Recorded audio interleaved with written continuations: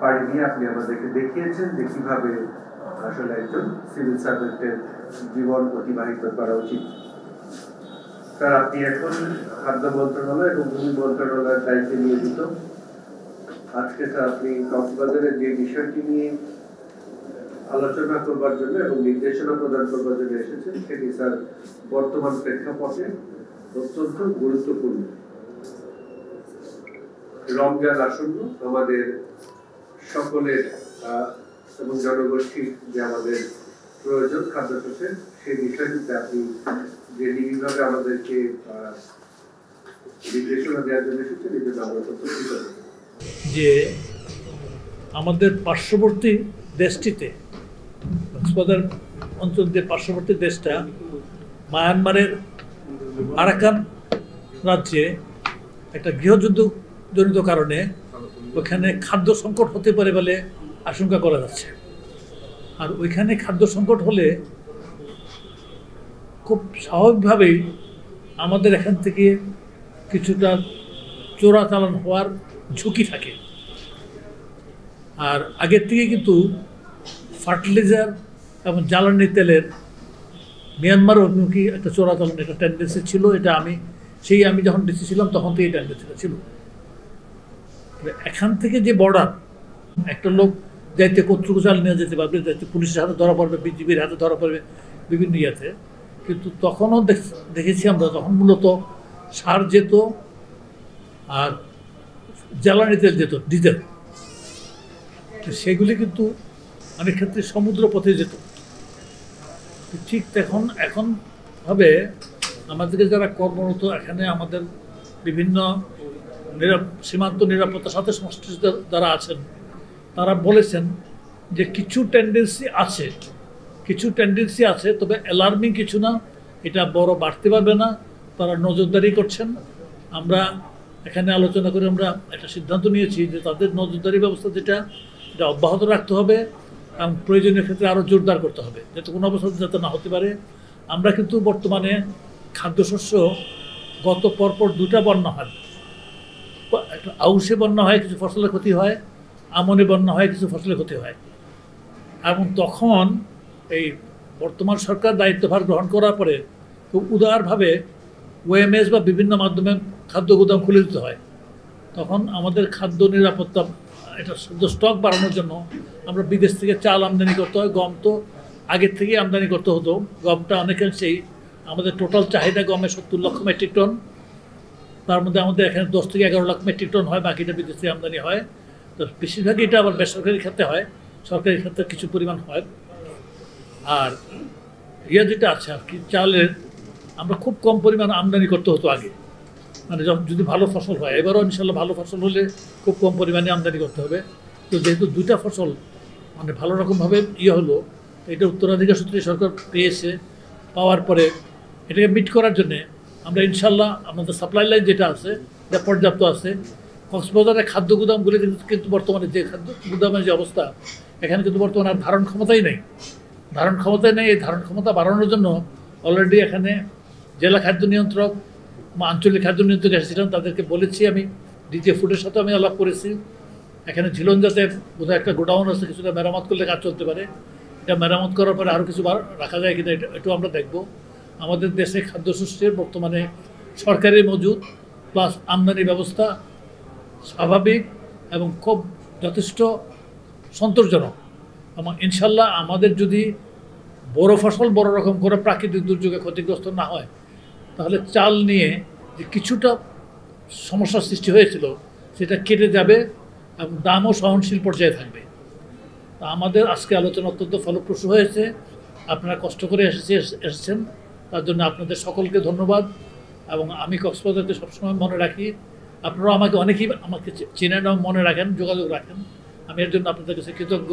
আমাদের আসলে আমরা বিভিন্ন কাজে, সরকারের বিভিন্ন কাজে যারা নিয়োজিত আছি, বিভিন্ন দপ্তর সংস্থায়, সবখানে কিছু না কিছু ছিদ্র আপনি পাবেন, কেউ নিখাত কোনো ক্ষেত্র নেই। তো তো সেখানে যাদের কথা বললেন তাদের মধ্যে কিছু লোক থাকবে না এই ধরনের, এটা আমি করছি না, কিন্তু মূলত প্রতিষ্ঠান হিসাবে এটা কিন্তু এফিশিয়েন্ট এবং কমিটেড আমি যেটা মনে করি আর কি। এবং তাদের এখানে লিডারশিপে যারা আছেন তারা এখানে প্রতিশ্রুতি দিয়ে গেছেন।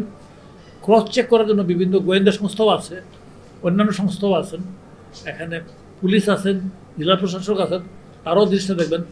আমরা ভাবছি যে বড় আকারে চোরাচালান যাতে না হতে পারে তার জন্য আমরা সর্ববিধ ব্যবস্থা নেব। এটা তো জেলা পর্যায়ে এটা করলাম, আমরা চট্টগ্রামের বিভাগীয় কমিশনার এখনও কিন্তু এই জাতীয় সভা করে এটা করব। এবং কেন্দ্রীয় পর্যায়ে আমি স্বরাষ্ট্র উপদেষ্টাকেও আজকে আমি ফিরে যাওয়ার পরে আমি জানাবো যে উনি যাতে এই ব্যবস্থাটাকে নিজে নজরদারি করেন, এদিক দিয়ে যাতে চোরাচালান না হতে পারে। আমদানির জন্য সেটা ঠিক আমদানির জন্য আমরা করেছি যে তা না, তো সড়ক পথে 2.5 লক্ষ টনের উপর চাল অলরেডি এনেছে, আমরা ইম্পোর্ট খুলে দিয়েছি। মানে ইম্পোর্টের উপর ট্যাক্স প্রত্যাহার করেছি, কোনোটা ট্যাক্স নাই, কোনো চাল ইম্পোর্টের উপর কোনো ট্যাক্স নাই। তো সুতরাং সড়ক পথেও বেসরকারি পর্যায়ে কিছু চাল আসছে, তো সেটাও আমরা সরকারি স্টকে নিয়ে নেওয়ার জন্যে, যারা বেসরকারি পর্যায়ে যেগুলি এনে যাতে আমাদের সরকারি স্টকে দিতে পারে কিনে নেওয়ার জন্যে, ওটাও আমরা একটা টেন্ডার ফ্লোট করেছি। আমাদের সরকারি মানে আমাদের গুদামের খাদ্য মজুদ ব্যবস্থা অত্যন্ত সন্তোষজনক। আজকের দিনে এটা মজুদ আসছে দিনে 13,86,785 মেট্রিক টন আজকের ওপেনিং ব্যালেন্স, চাউল এবং গম মিলিয়ে, এবং চাউলই আছে 10 লক্ষ টনের উপরে, এবং আরও আশা অব্যাহত আছে। এবং আমরা এপ্রিল মাসের মাঝামাঝি পর্যন্ত, প্রথম ফসল কাটা শুরু হয় হাওড় অঞ্চল থেকে, সুনামগঞ্জ, কিশোরগঞ্জ, নেত্রকোনা, সিলেট এসব জায়গা থেকে ফসল কাটা শুরু হয়। ওই পর্যন্ত আমরা অব্যাহত মানে আমদানি চ্যানেলটা অব্যাহত থাকবে। এবং যদি আমরা আল্লাহর রহমতে ভালো ফসল আপনাদের হয়, আপনারা জানেন যে কৃষি প্রযুক্তিতে সবচেয়ে উন্নত দেশেও অনেক অংশে প্রকৃতি নির্ভর। এটা জোর দিয়ে বলা যাবে না যে এটা ভালো হবেই, আমরা এটাকে কোনোভাবেই হইতে দেবো না। আকস্মিকভাবে যে ফ্লাড নামে হয়, তাতে ফসলের ক্ষতি হওয়ার কিছু আছে। 2018 সালে তো টোটাল হাওড় এরিয়া সাবমার্জ হয়ে গেছিলো, প্রায় 25 লক্ষ টন খাদ্যশস্য হয়েছিল। ওই জাতীয় পরিস্থিতি আমরা ব্যবস্থা নেওয়ার জন্য যে কী কার্যক্রম নিতে হবে এটা আমাদের তৈরি করা আছে ইনশাল্লাহ। আমার মনে কোনো করার নেই। Government is quite matured by this time, মানে সরকার নেওয়া হয়েছে 6 মাস, এবং আমরা বাই দিস টাইম আসলে খুব শক্তভাবে এগুলি ধরেছি। সবারটাই ছিল খাদ্যসহ অন্য চোরাচালান প্রতিরোধের জন্যে। তো তারা এর মধ্যে কয়েকটা ধরেছেন, তারা এটা বলতে পারে, এবং ধরার বাইরে কোনটা ধরতে পারে নাই এটা তো তারা বলতে পারবে না। এটাকে ধর পুলিশও বলতে পারবে না, কোনো পৃথিবীর কোথাও এজেন্সি বলতে পারবে না। পৃথিবীর সবচেয়ে উন্নত দেশেও অপরাধের একটা অংশ উদ্ঘাটিত হয় না, নচেত আমেরিকার মতো দেশে এত লোক বেআইনি অনুপ্রবেশ কীভাবে করে। সুতরাং ওইখান দিয়েও আসলে ছিদ্র সবখানে ইয়েতে থাকে। তো এখানে এটাকে ছিদ্রটাতে যাতে ক্রমান্বয়ে এটা কমায় আনা যায় তার জন্য সকলেই চেষ্টা করছেন, আমরাও চেষ্টা করছি। রমজান মাসে আমরা এমনি তো শহরাঞ্চলে একটা ওএমএস বলে একটা ইয়েতে আছে, তোর কক্সবাজার শহরও এটা আছে, এটা মিউনিসিপ্যাল এরিয়াতে আছে আর কি, মানে জেলা সদর মিউনিসিপ্যালিটিতে। এটা একটু বাড়ানোর জন্য ডিসি সাহেব রিকোয়েস্ট করেছেন আজকে, সেটা আমরা বিবেচনা করব।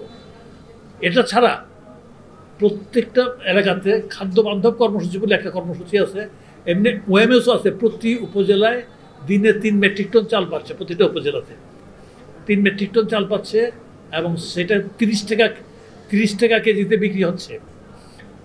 এটা একটা। 2 নম্বর হচ্ছে রোজার মাসে সারা দেশে 50 লক্ষ পরিবার আপনার দিনে মাসে 30 কেজি করে খাদ্য পাবে 15 টাকা কেজিতে। প্লাস ঈদ উপলক্ষে দেশের 1 কোটি পরিবারকে 1 লক্ষ মেট্রিক টন চাল দেওয়া হবে, এটা দেওয়া হবে উপহার হিসাবে আপনার। তো এখানে আমাদের বহুতর ব্যবস্থা আছে। মার্চ এবং এপ্রিল 2 মাস কিন্তু মানে 50 লক্ষ পরিবার 30 কেজি করে চাল পাবে। এর মধ্যে কক্সবাজার জেলায় কত ডিসি সাহেবের কাছে তথ্য আছে, জেলা খাদ্য নিয়ন্ত্রকের কাছে তথ্য আছে, আপনারাও যথেষ্ট পরিমাণ পাবেন, সবখানে পাবেন ইনশাল্লাহ। কোনো সংকট নাই, কোনো ঘাটতি নেই।